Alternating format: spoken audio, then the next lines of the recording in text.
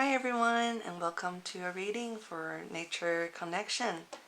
It's been the same kind of as last week where nature and the spring weather is just non-stop changing, and although it's been a very busy time, I feel like I'm kind of distracted from connecting with the present and my surroundings a little bit more. It actually still nature still has a way of interrupting our routines with how it wants to be, and that's how sometimes I can take notice of what's in the world just outside of my head and outside of my to-do list. Okay. Right, so let's take a moment to calm down for all of us and for myself.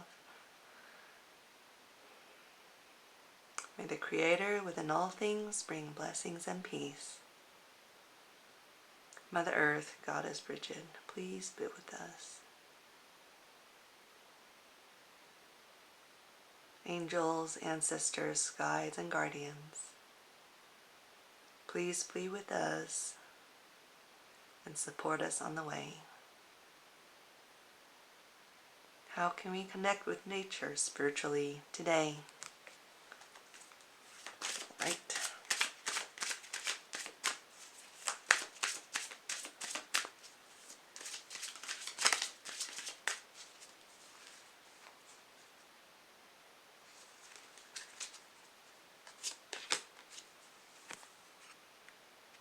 Okay, we have a storm.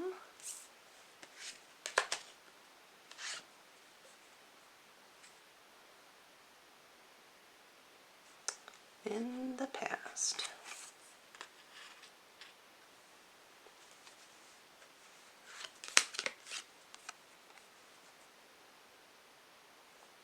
Then the unknown. Okay, so extending from what I was just chatting about, spring weather is, we're talking about spring weather, or this talking about storm weather. This is talking about change, and we have unpredictability most often when we encounter a storm, and we have the unknown, and sort of this can be internal, being in a mind of exploring new territories or letting go of what we knew and entering a beginner's mind again. It could also, of course, be external, where we go to find ourselves in new territory. That can be anything in our lives or physical place. And where we have the anchor, is actually in our past. This is where we have collaborated with people.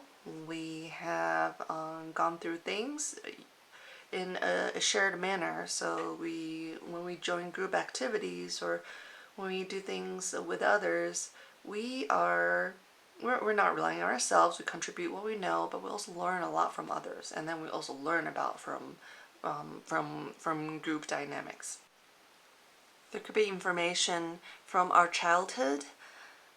Maybe there are things that we forgot, or childlike wonder, what used to fascinate us, how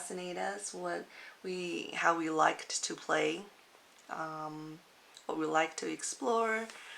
That might connect us with some of our deepest source of joy, and it could also be pointing to our family members or even ancestors, what they knew, what their passions were, and how they lived. It's kind of about how they live, because what I'm seeing here is we're kind of talking in the from the big picture about our life. There's the grand question of how do we want our life to be, and then there is a more immediate short term, like how do I want to stay present and stay strong in kind of weathering whatever storm that we are going through. And we're seeing that these challenges and changes in our environment, does not necessarily come to us as, we don't see it as a bad thing or just as a super stressful thing. We almost have this kind of wonder and peacefulness, and it's like, how do I want how do I want to respond? What can I do? What is in my toolkit, and who are my friends and allies?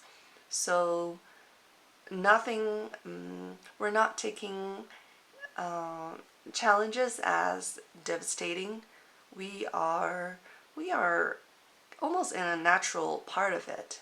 And today I was just reading something about when we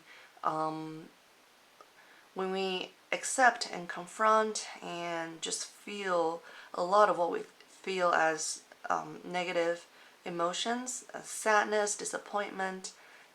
If we live with it instead of trying to not face it, we instead of distracting ourselves with fun times all the time or food and drinks, video games, and then we're not living honestly.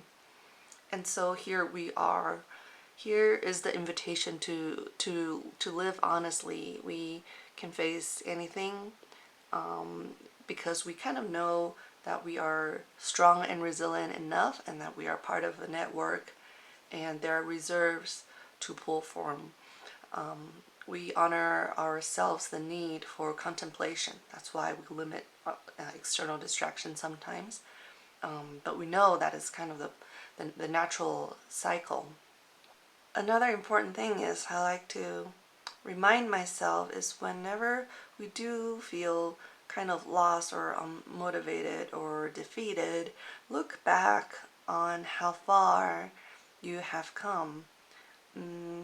Last year I signed up for a specific type of volunteer, and I'm excited but also very nervous. And before I go, I would do this energy work, grounding work, pull some cards to help me get ready for those sessions. And this year I suddenly found that's not my focus anymore, even though I was out of practice throughout winter. But this time the year came, I feel like, yes, I knew these other volunteers, they'll help me, and also I've got these other resources to learn, and there are many different ways I can bring about my sense of self, my sense of connection, and use that to connect with other people. And it's realizing and seeing the bright side that yes, we've overcome some things. We have, if nothing else, we have experienced some things, and there could be stories and self-love for us to discover.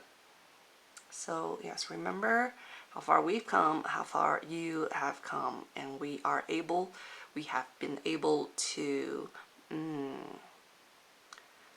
experience all the unexpected, and therefore that's why we cannot stop the urge to keep learning and keep exploring. So be prepared to bring your sense of awe, bring out our inner child, continue on the ride. There's so many things changing around us. Find what is surprising, what brings you a sense of life and living. And these are the messages today. I'll see you in another reading.